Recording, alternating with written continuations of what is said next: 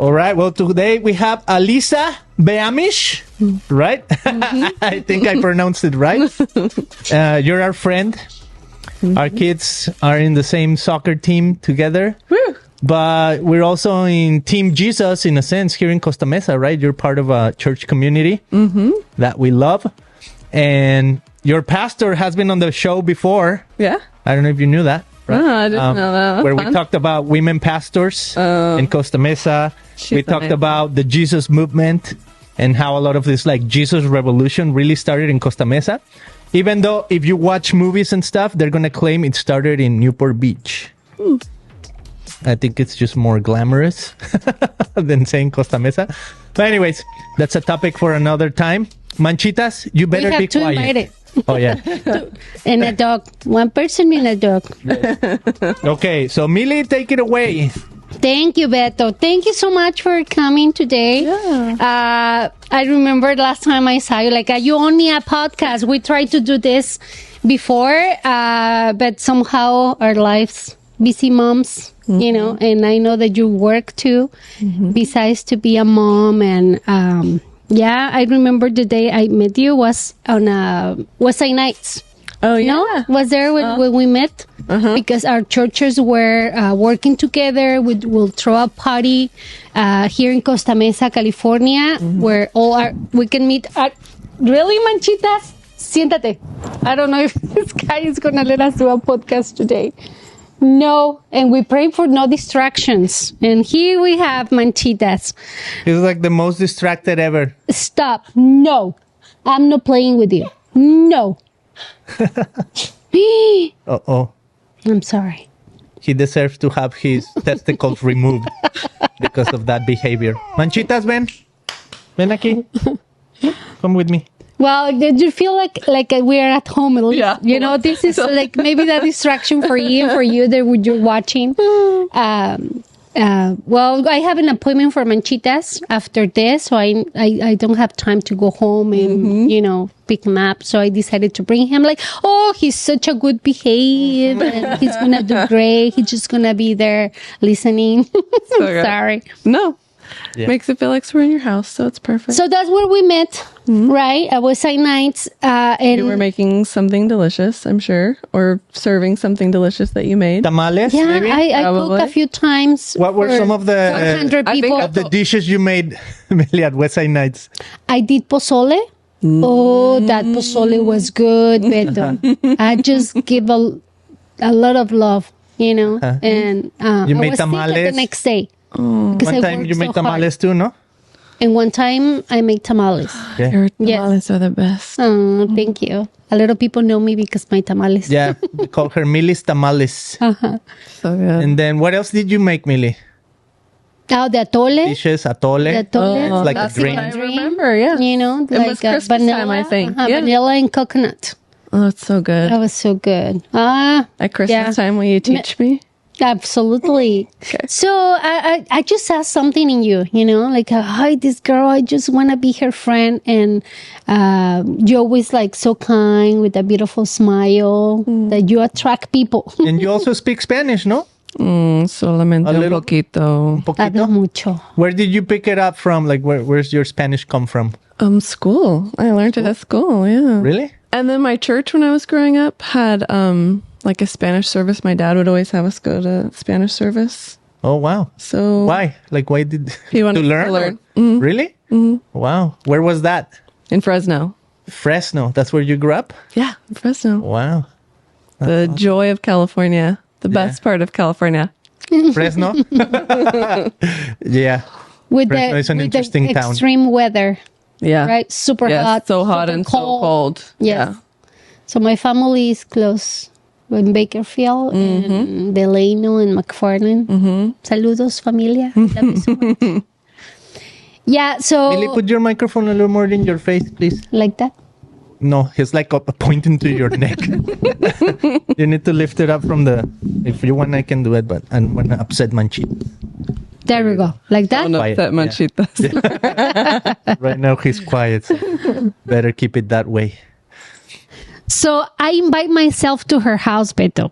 I told her, like, yes. I just want to, what do you do for, like, this is my church, and I meet with my friends from church at my house, and I just invite them to a dinner. Like, it's like, I know, it sounds like you invite like for 5 families, 6 families. For prayer? For prayer? Yeah, we always just tell whoever wants to come pray, it's open invitation. But yeah, probably like 4 or 5 families come. And I thought, how am I gonna show up with my whole family? We're 5, and it's not such a huge house. But like, I'm just gonna bring my son and me, and it's something I always want to do. I want to open my house and offer. To host, but it's so much work. I don't know how you do it, because life gets busy. And then, but I think I've been to your house more than you've been to my house, and your house is always spotless, and there's always coffee, and there's always food. You're a wonderful host. Oh, thank you. I wish I could do it like once a week, like everybody come to my house. Yeah, but tell us a little bit more about you. And I know you're a teacher. You teach 2nd grade, 3rd grade. Now I teach art right now I'm teaching 5th graders art. I've taught, like I started teaching high school and then now all the way down to elementary. I love teaching. I homeschool my kids, kind of. They go to school a couple days a week and then they're homeschooled a couple days. Yeah.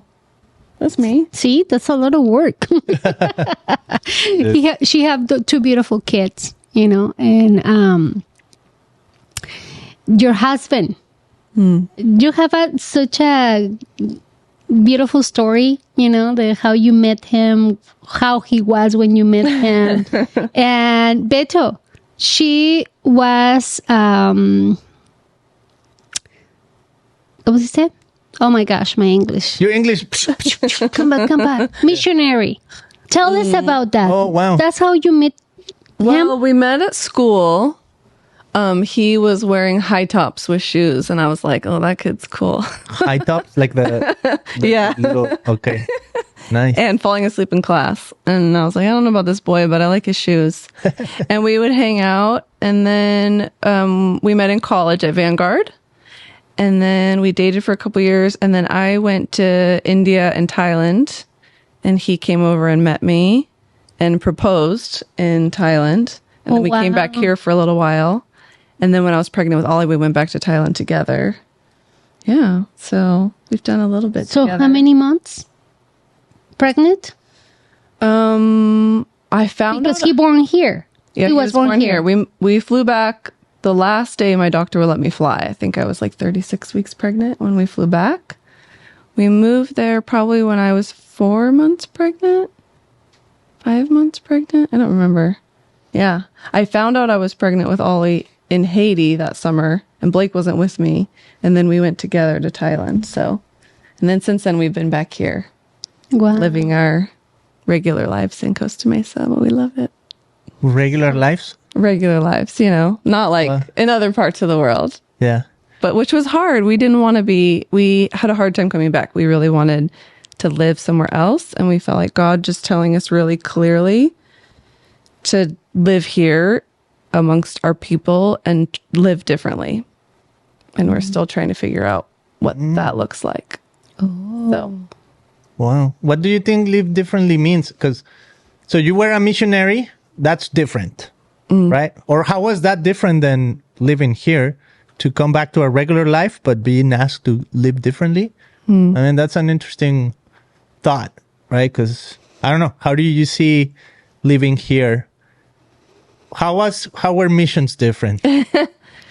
I really always felt called to live in a country that didn't have wealth. So, amongst people that were poor and didn't have resources or access to the things they needed.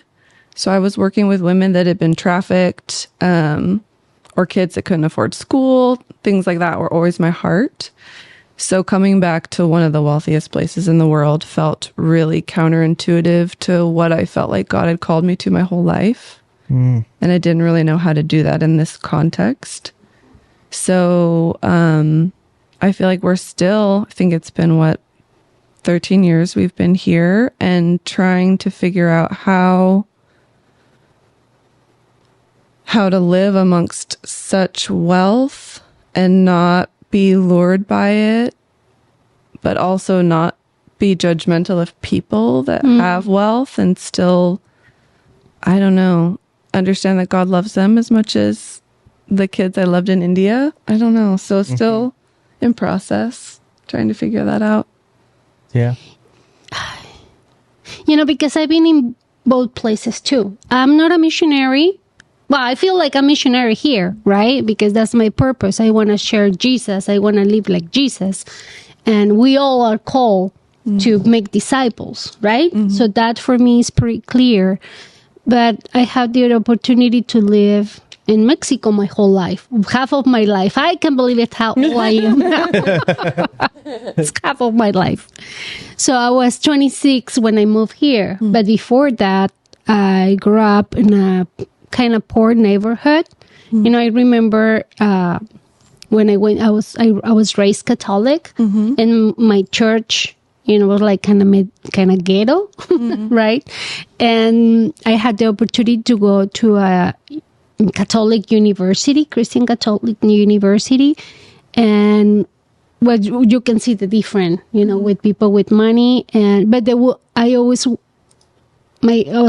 having a huge heart too, because I consider myself poor, but it's always more people. It's always going to be more poor people than you, right? Richer than you and poorer than you. So I remember going to places close to my house where the kids live in the streets.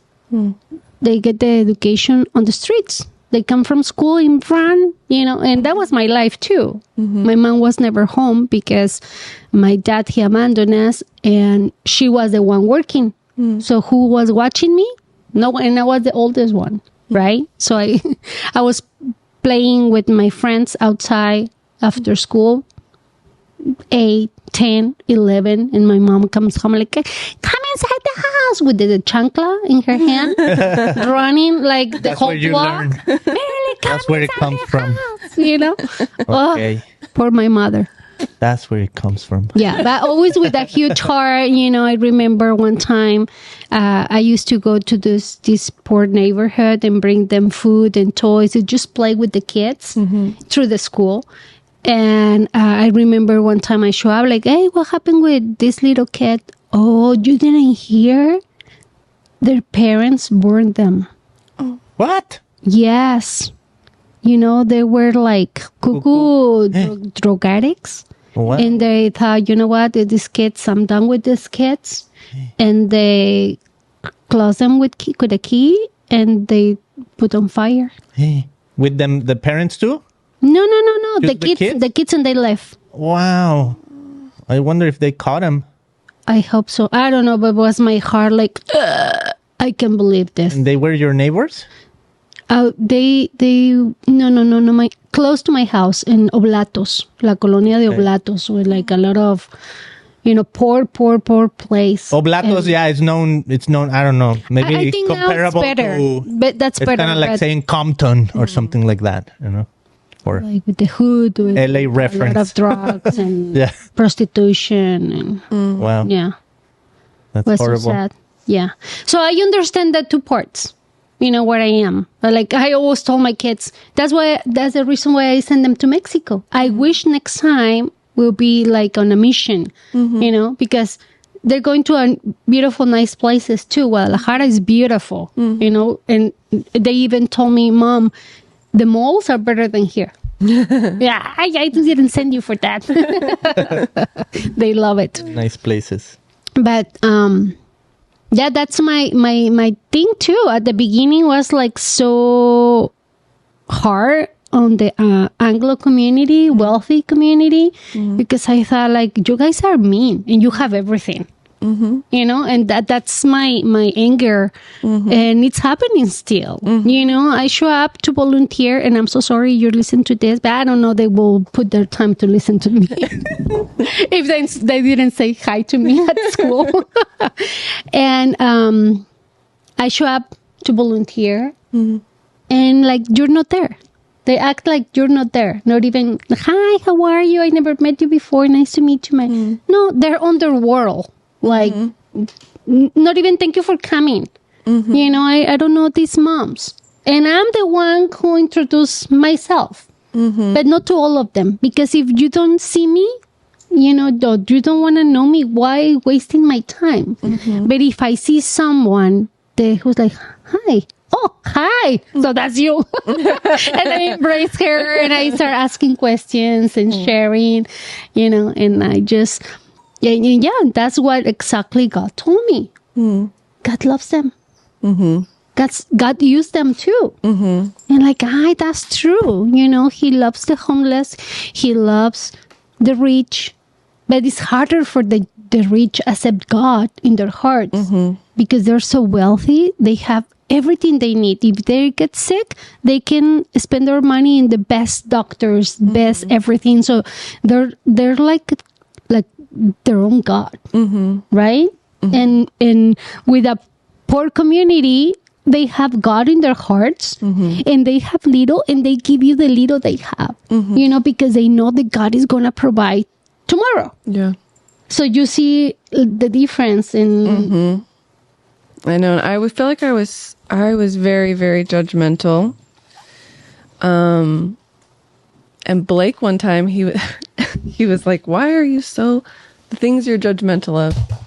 That they like anthropology, these stores, and they shop at Trader Joe's." And he's like, "You shop at Trader Joe's. You love it. You like all the same things. Why are you being so judgmental?" And I had to kind of wrestle with it. I was like, "Why am I so judgmental?" I think in my heart, I feel the lure to money and power and all the things that this place has to offer. And so I think I'm just trying to reject it completely. You know what I mean? But in doing so, I'm like rejecting people that are sometimes so lovely and so kind and need Jesus just as much as anyone else. I don't know.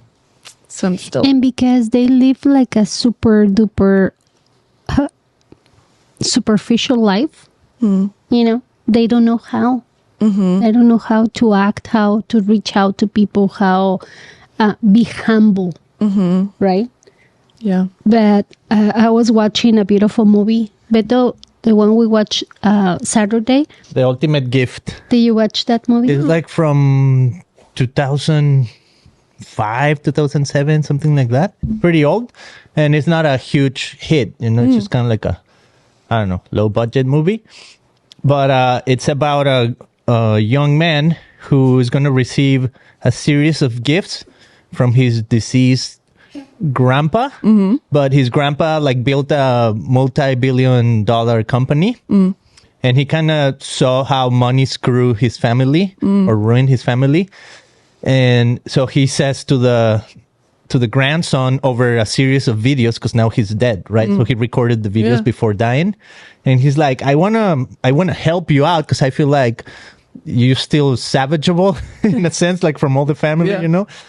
And the series of gifts is like basically he needs to learn and appreciate one, the value of money, the value of work, the value of family, like all these things that to him, because he's the value of a friend, like all these things that because he's super rich and he grew up with like everything, like handed on a silver platter. He was like, well, I have everything I need. It's such a good movie. I love the movie because the guy is like, okay, now I don't have money. Of course, you know, if I just need to come and show up with a friend, I'm going to call my friends and...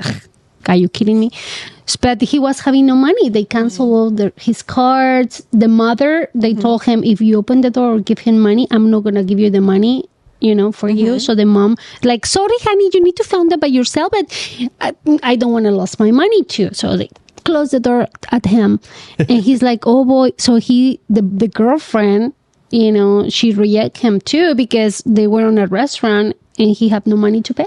Oh. And she get offended, crying like, "You're asking me to pay for your meal?" Or, like, what the bye? So he was lonely. He was lonely. He have no one. Yeah. But I think, I think it's such a valuable lesson, right? I mean, I wish more people would watch that movie or even see that type of message. Because I think what you're saying, so you grew up in Fresno, right? So you grew up in America. Like we come from Guadalajara. And Millie kind of shared already how life is there, right?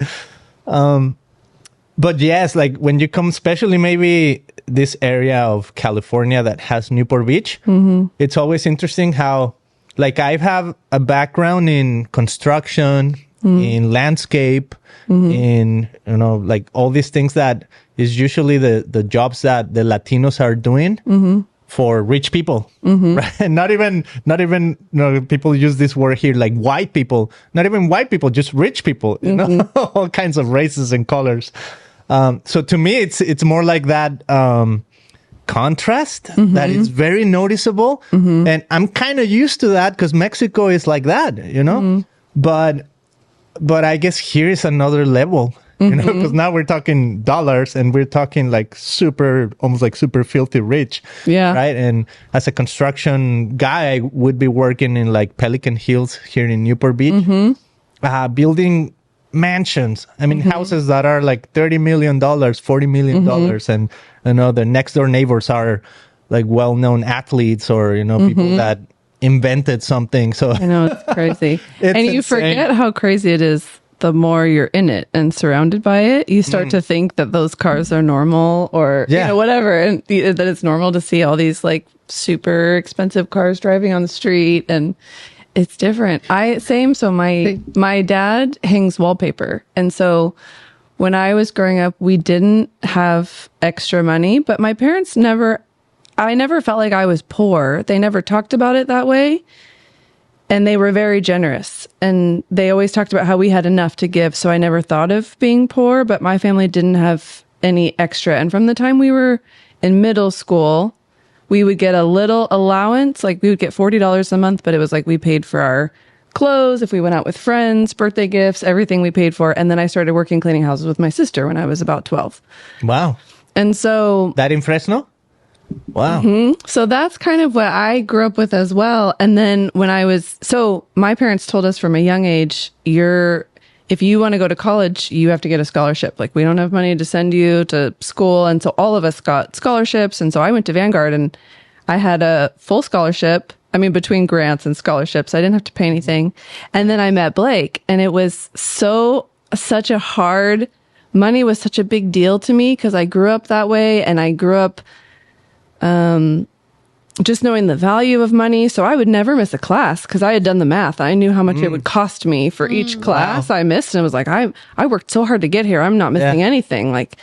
And he was sleeping in classes, and he drove a brand new Audi that his parents bought him after he crashed his first Audi. And he had a credit card with no limit. And so we came from such different worlds.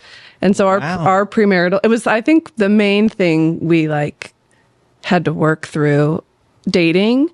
And our premarital counseling, we were like, we don't need to talk about sex. We don't need to talk about communication. We need to talk about money. That's all we talked about. It's like money and what do we think about money and how does it define us and how does it shape how we live? And I don't know, I feel like we've kind of come to being on the same page now, but it was such an adjustment for us. But I learned and he would tell stories growing up. So there's this one story he tells, like that they would go to, his friends and him sometimes would go to Six Flags after school. And he was like, I think he was like a junior in high school. And he was like, I invited, my friend was always saying no, he didn't want to come. And finally he was like, dude, what's the deal? Like, why don't you come with us? You never want to hang out with us. And his friend was like, I don't have $40 to go to Six Flags after school. Like, wow, what is your life? And Blake had never thought about, he had never even considered that, but that was just not his experience, And so it is, I think about that and the process it took Blake to get from like what he understood to like where we are now. it was years and years and years and so much life experience, and us being so poor to get, like when Ollie was born, we were so poor, and Blake was doing construction. He was making $9 an hour. I was like home with Ollie. We were like so broke. We moved in with his parents, all the things. Sounds familiar. We cannot relate.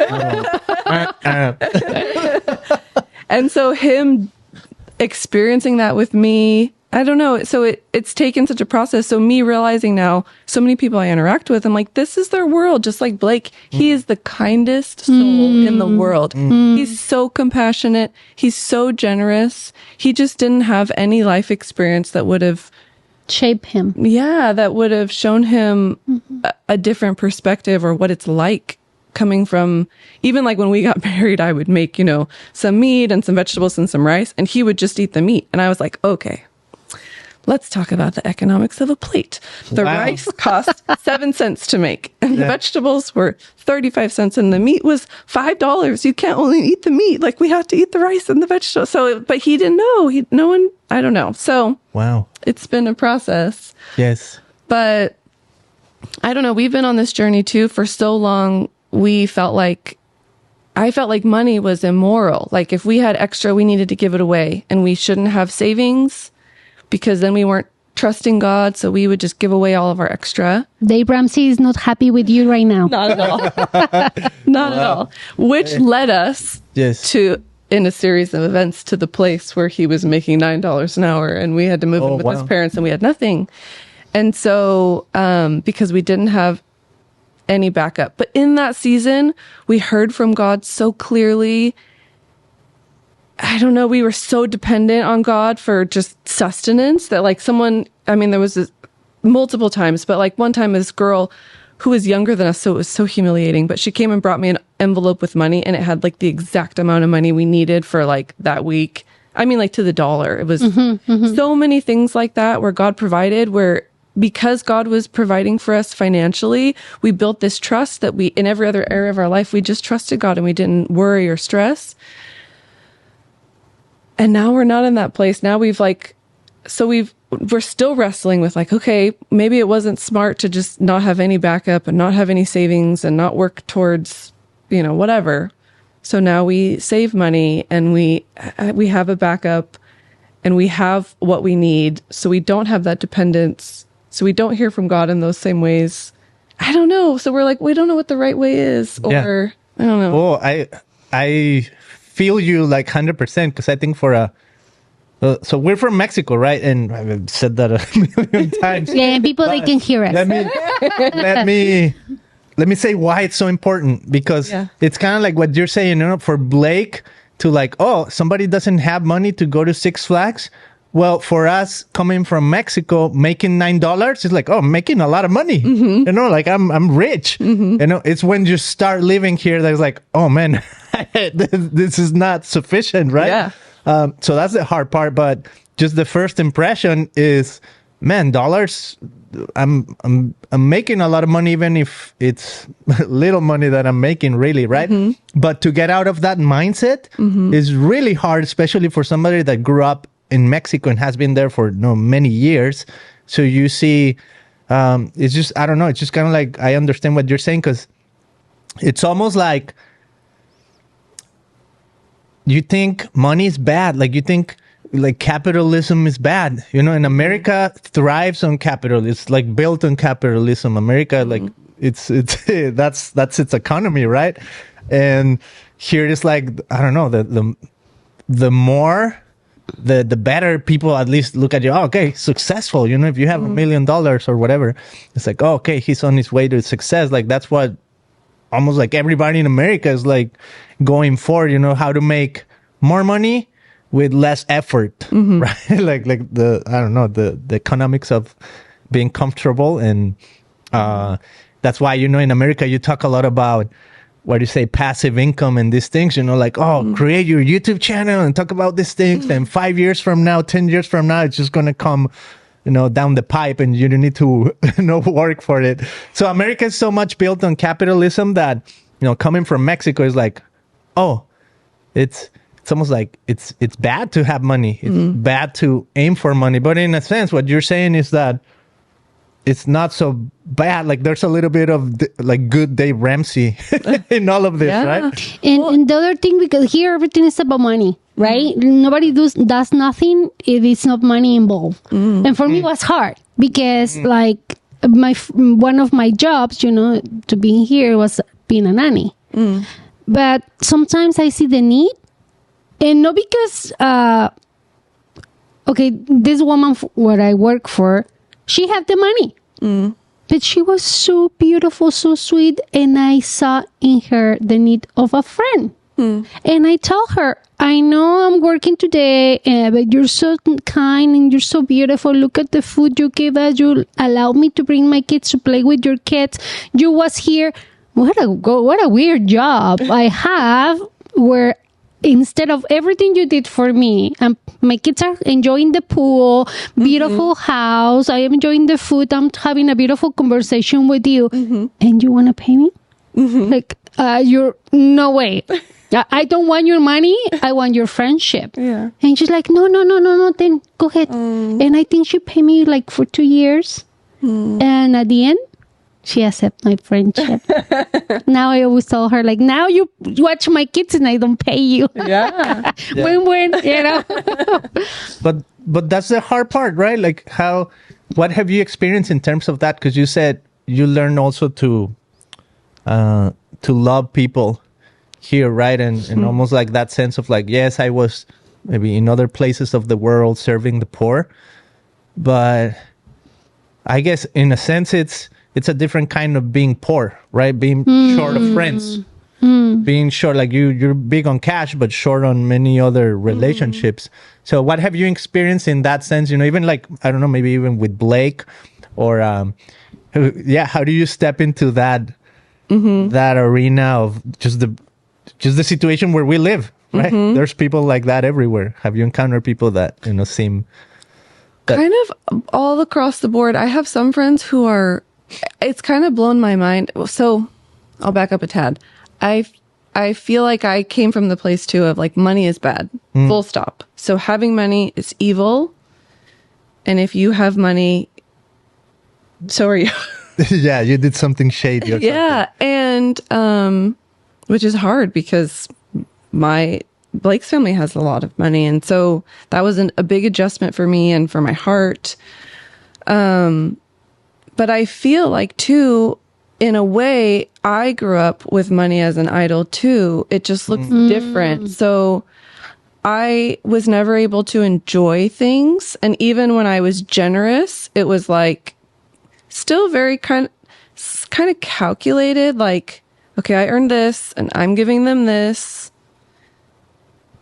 So I'm like, points for me. You know what I mean? Like, and whereas Blake, he just doesn't really think about money. Like anything we spent, I was calculating in my head, and like, and anything I gave away, I was calculating in my head, and he just enjoys things. This is an excess, boom. Yeah. And he just gives away, and he doesn't think about like, and you know, the Bible talks about like not knowing like your right hand, not knowing what your left hand is doing, you know, and I had never experienced that, but Blake truly is that way. If he gives it away, he never thinks twice about it. He doesn't remember that he was generous. It's like truly from a place of like love and excess and generosity. And I feel like I kind of idolized money in a different way, in like the way that I was always thinking of. I'm like, I spend so much time thinking about money. And he didn't spend any time thinking about money, to a fault, right? Like probably should think a little bit more about how much he's wasting. Yeah. But I was thinking so much about it that it was like still took such a big place in my heart. Do you know what I mean? Yeah. And it's been a process for me. The longer we've lived here, I have several friends now who are really wealthy and are so generous and so kind and so loving, and they submit their money like openly to Jesus to use however Jesus wants to use it. And they make such a huge impact because they hold it so loosely. And I've been trying to wrestle through this place. I think for so long I've felt like Jesus couldn't trust me with money, because if I had money, it would take over my heart and I would be evil the way that I saw everyone else was evil. Wow. And I think sometimes Jesus gives us money because he wants money in the hands of people that are going to be open with it and advance his kingdom with it. But I didn't think that I could be trusted with that. Do you know what I mean? And I still don't know. Yeah. And I'm in process still, but I feel like I have come to a place where I know that like the love of money is evil, not necessarily money itself, but I think it's like such a powerful lure that I'm still so afraid of it. I don't know if I even answered your question. I just was like, well, I've never answered my own questions, but I love the wrestling. Yes. I love the wrestling with. And it's because stuff. humans, we're a case. I mean, Yes. yeah, honestly, God knows our heart, and he give us what he needs is good for us. yeah. So for me, it's like, okay, I'm your daughter, you're my amazing, beautiful, perfect father. So I trust you. What are you doing with me? I don't know, but I trust you. And if I don't have money right now, I know that I just need to pass the test. I need to wait for my full transformation, my full, you're going to change my character and you're going to transform my mind. So I need to stand firm. I need to keep trusting you, because when you don't have faith, you don't have hope. And if you don't have hope, you're dead. How you can live freely, right? If you're just looking at your problem. So sometimes I've told Beto, I need to get out of me and see me from far. And I'm with Jesus hanging out here. And I'm just looking at me like, look at that girl, Jesus. She don't know what to do, what to expect. She needs to understand that you're working for her, right? I just need to wait. And the other day, you know how my son is going to Spain, right? And we need to work to fundraise all the money. So basically, we're selling tacos, burritos, tortas, pásele, She's guandola, working very hard. So I'm working there, and this guy just look at me. He's working there too. He's like, look at her. She doesn't look like she belongs here. She doesn't look like a taquera, the taco guy, And I was like, yeah, right. And inside I'm like, I know I'm pretty. I know I'm prepared. I have a master's degree. Of course, I know what he's talking about. And then I just, I keep that idea in mind, like, you devil. What do you think who I am? I'm a server. I came here to serve, and I'm no better than anyone else. But it's so easy, like he talked to me here in my ear. Like, oh, look how great you are. What are you doing here? Selling tacos. You don't belong here. You don't look like you are the people who is working like that. And I remember, I had a tough time to clean houses. I offer myself, all my friends, all my rich people that I know, like, I can come and clean your house. Oh, I'm looking for a job so hard. No, my appearance. I don't look like I clean houses. Or sometimes, I don't know, they don't trust their husbands because I'm pretty, I don't know. But God is always working in my heart. Yeah. I'm no better than anyone else. I think too, it's a different, I think people are humiliated for a friend to clean their house. Like it feels really, weird. It does. We don't know what to do with that. Cause we do. We assign like value to different roles. And it's like, wait, you can't be in this role if you're my friend. You know what I mean? I never thought about it. Yeah. My sister and I used to, when we cleaned houses, there was a couple houses we cleaned that we didn't know them. And then there was one lady, and she went to my church, and she was like, she is one of those people. She was like such a lady. Like she always wore fancy hats. And I mean, like she was from the South, and she was so fancy, but loved the poor. Like, and our church my church I grew up in was such a unique place. It was so diverse, so many different cultures. We had the chief of police and a huge gang outreach. And we had like this huge bus ministry for all the kids that lived in the neighborhood that were mostly experiencing poverty. And this woman, like she there would be like filthy kids climbing all over her in her fancy clothes, and she didn't care. She just was so loving and so generous. And I remember like we would clean her house, and to me it felt weird that it was like, I felt like it should be embarrassing for her or someone she knew to be cleaning her house. I don't know, but she just like did it with such dignity. Like she gave everyone, she didn't assign like value in that way. So she would just chat with me while I was cleaning her toilet. I don't know. She just was so nice. But I don't think I would be able to do that. Cause again, for me, I assign values to things, but I don't know. It really blew my mind. I'm like, how can you be wealthy? And her husband was a surgeon. I'm like, how can you be wealthy and have all this and still interact with such ease with people in a different class? I can feel people, So I remember one time I show up to a party and I see this girl, and all my friends are on the other side. And I was with her and her family, and I was having a conversation with her. And I was looking, my friends are with her, but imagine how she's going to feel if I move from this table. So I went, I say hi, and I came back. Alissa, she cried at the end. I say goodbye when I was time to go. Thank you so much for being here with me. And she was crying. And like, thank you, Jesus, because I hear you, and I was just obedient. And the same thing happened to me that, we were on the picture for our kids are playing soccer. So they were having a picture and I see this girl and that face is so familiar. But I didn't ask her name because I know you know me. And we were just talking and how are you, blah, blah, blah, talking about life and everything. And again, I see my friends from far away. And like, they're looking at me. I can't wait to go and hug them and having a conversation with her. But I thought, but I'm missing this person, and I'm in such a deep conversation that's going to feel like awkward, like cut and go over there. So I decided to be with her and the whole time. And what's so special? I enjoy it. She enjoy it. We know. And I'm coming home. I was at the house and thinking like, who is she?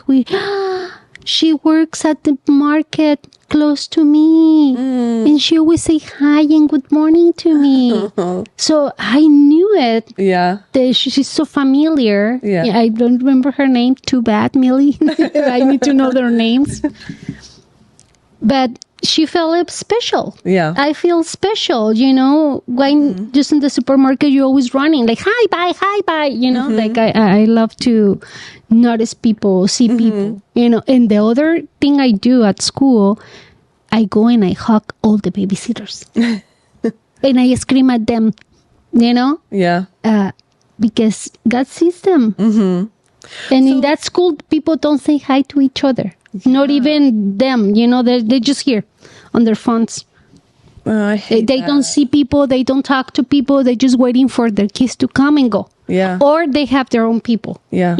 So, and me, I'm like, hi, to see who is my next. Yeah. Like Tina is like, hi, Tina. And I go and I hug her and I kiss her. How are you, Tina? How's life? You have more hours? They giving you a little? Oh my gosh, Tina, that they need to give you more hours, Yeah. But that's okay. So I feel like I'm wired the same. And the people I see and notice and want to give like respect to are the people that I think other people are overlooking. Right.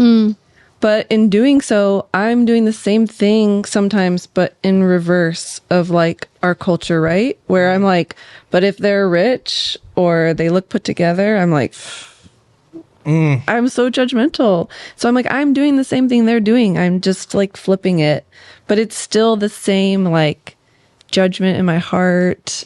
I don't know. So like what you're saying, I'm like, I want to be present for whoever it is that God puts in front of me and not care what their background is or what they look like or if they're white or they're Latina or whatever. But I don't know. It's so hard. I try to be with everybody the same, but the people who have a lot of money and they have a status, it's hard for them to receive that.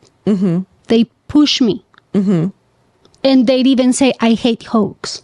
Oh, I'm a hugger person. I love to hug people. Oh, me too. But she told me that I will never do it again because I also respect people if you don't like hugs. But sometimes when, if people knows me a little bit more and they know that I'm authentic, that I'm not coming to get something from you.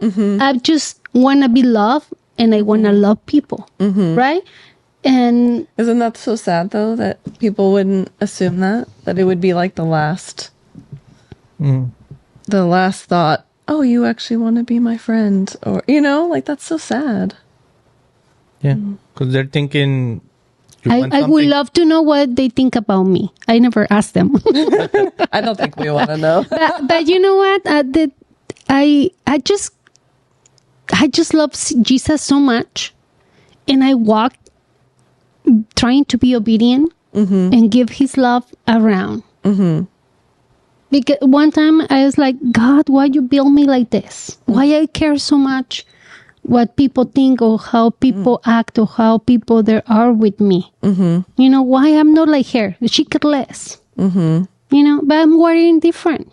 Yeah. In a lot of things, my background, coming in a dysfunctional family, so many lost, being a little child, I lost so many members of my family that I'm just in need for love. But when God comes and I receive him, it's like, hi, what is this? Thank you, Jesus. Now you understand that when we're walking without him, it's like having a hole, empty, and he's a piece who really is exactly the same measure, the same size to come and ¿cómo se dice? Embonar? Embone pretty good. He's the only one. And it's amazing. And how I just want people to understand that. That Jesus is everything we need. Because as a human, nothing is enough. Okay, sometimes we're like, I remember, working so hard for my boyfriends to love me so I can have a husband and have a family. And they broke my heart so many times. So I put men in my life like so high that I was broke all the time. But when I choose God, like, you are my Lord, like my Lord and Savior. You are everything I need. And he started fulfilling all my needs. And then Beto appears, right? My best friend, my husband, my everything. I will never imagine having a life what I have, full of love and compassion, because he have Jesus in his heart, working with my kids, but yeah, I wake up every day and I ask God, who I'm going to meet today, who I need to talk with today. Fulfill me with your love. That's my purpose. Because when I'm not doing that, when I'm not going outside and look for people, I feel depressed. It's weird. I'm such an extrovert people that they give me energy. If you have not talking with people, I was like, so sad, such in a bad place. Like sometimes I just, Beto, you didn't say hi to him. But Beto's like, he's an introvert. I mean, let me hear, I'm comfortable and I'm scared. And for me, yeah. Okay. Let's end on this. Our oldest son is in Pacifica, which is a Christian school where probably a lot of the kids that go are super wealthy, right? So they're the Blakes. They're the Blakes of our community. And one of your kids, is on the journey to start a Pacifica. So I think as a parent, and maybe even with all the experience you've had, growing up in Fresno, and that, finding your loved one who who's kind of like on the opposite end of the spectrum financially, like, oh, he gives it away and money's not a big deal for him. What would be maybe some of the, I don't know, tips or recommendations, or how would you even approach it, or what type of recommendations you would give us as parents, as our boy is relating with, because we'll just be super open, right? We're probably on the lower end of the spectrum financially. And for him to be in this school, he's probably going to be the kid that one day is like, man, I cannot afford to go to Disneyland or Six Flags on the weekend or whatever, right? So what are some of your, I don't know, what's your heart towards that? Yeah. Whew, yeah. I think you guys are already doing what I would say. Like, your kids experience so much love in your home that they already have eyes to see. And I know Joseph already has eyes to see because he's already talked about it. He has eyes to see when people are poor in other ways besides financially. You know what I mean? And so he's learning from you guys not to value money as like the primary indicator of how full your life is. You know what I mean? And so I think you're already doing it and showing him what it means to live a full life regardless of what your financial status is. And he'll interact with people that have a full life and experience Jesus and have money. And he'll interact with kids who have money and are so empty. And he'll be able to see the difference because he's experienced like authentic fullness in your home. You know what I mean? He's experienced love and closeness and vulnerability and humility. Yes. Like he knows it and he's experiencing that and he finds value in that. But it is hard though when you're when the norm, because Blake and I have experienced this even with, you've been to my house. Like, I live in a really nice place. I live in a 2-story, 2-bedroom townhouse. It's really nice. It has everything we need. It's beautiful. Everything works. It's plenty of space for us. But the more time I've spent in community with friends who all own houses, the more it's like, oh, like, I think I need a home. Yes. You know what I mean? It does. When is it going to be my turn? Yes. It's really hard to be immersed in water that makes it certain things feel normal and feel like a right and feel like something you're entitled to and not like be shaped by that, So I think it's still important for him too. Like when I was growing up, I had friends my school was a magnet school. So it was in a really bad part of town. And I grew up in a pretty bad part of town, but there was kids there who were bussed in from other areas. So I had wealthy friends, I had poor friends, all kinds of friends. And I think because I interacted so often with people experiencing poverty, I saw like both ends of the spectrum. So to me, and because my parents they never talked about us being, one of my best friends, they had more than us financially, but her parents were always talking about how they needed more. And they were always like working really hard and would talk about how they would talk about why they were earning money and why they were working towards it. And my parents always talked about how we had more than enough. And they always talked about how we could be generous because we had plenty to share. And so it never crossed my mind that I was poor. And when I think I was 16, I was either 15 or 16, I had a sleepover at my house and I invited all my friends from school. And a couple of the girls couldn't come. And I was kind of teasing them. I was like, why can't you come? What are you doing? And they got really uncomfortable and looked at each other. And I was like, something's going on. I don't know what's happening. And the one of the girls was like, okay, fine. Like, our parents won't let us spend the night on your side of town. And I was like, wow. Oh. And it had never crossed my mind that I lived in a bad side of town. And then once she said that, I like put pieces together and it was like, it's so funny. Oh yeah, so this and this. But like I was 16 and I didn't know that I was poor because my parents always talked about how we had enough to share. And so they didn't talk about what we couldn't do. And so I don't know. I think that's really important with kids. Wow. But I'm in the same with mine. My kids are surrounded by a lot of wealth and I don't know, some things Yes. it's hard not to normalize. And Jesus had, I mean, it's like he had Matthew, right, who was formerly tax collector, so he was probably super wealthy. And then he had Peter, who was a fisherman, so maybe not as wealthy, right? And so, I mean, that's interesting. And even, I mean, this is kind of like The Chosen, right? Because they go a little bit off script with the Bible. But, you know, imagine Matthew becoming, you know, in love with someone like Mary of Magdala, right? Who was kind of like, you know, a little bit more like on the poor side, right? Evil possessed. Well, formerly. And that. But that I don't know, dichotomy, right, of being raised, or not even raised, just interacting with people of different economic statuses. That's so interesting, because Jesus did that. He hung out with all kinds of people, right? And even some of his followers were people who were in the, what was it, the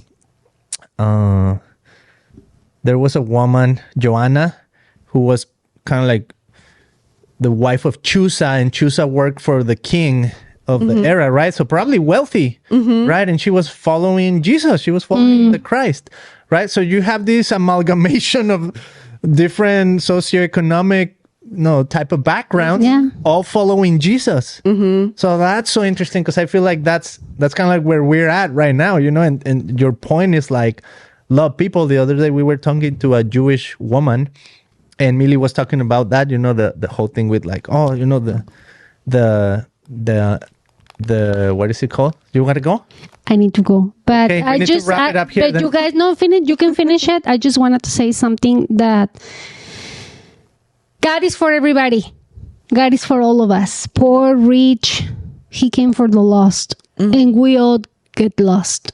So it's so challenging, and I know God is fulfilling us with his love and his knowledge to reach out people, and we can act like them. I can act like rich, and I can act like homeless. You want to see me when I'm shopping at your sales? I'm joking, Okay. So thank you so much for coming over. I will say goodbye, but you guys can No, we continue. don't gotta go. We can. Yeah? Yeah. Just wrap it up. I'm sorry. Say your last. Manchitas have a doctor's appointment. Poor guy. He's just there like. I right thank there. you so much. Hopefully you, this is tu casa, mi casa, so you're welcome anytime. Thank you for all your work. Thank you for being the light and the salt You guys in this too. world. It's Love so being in amazing. relationship with I'm you so guys. thankful with God, so we can coincide in the same life. We can be in this time, in this moment for him. Thank you so much. And thank you that you are watching. Please subscribe. Please share this to your friends and family, whatever you think is going to be helpful. Thank you so much for being with us. We love you, and see you in the next time. Bye, Manchitas. I But love you, didn't man. bark, so. Manchitas. What do we give Manchitas today? A pow pow. An emoji. Which emoji we give him to finalize? Manchitas? You get the blasphemous emoji today. Bad boy. Thank you, my friends. We'll see you guys on the next one. You can visit us at christianpodcast.com. Bye.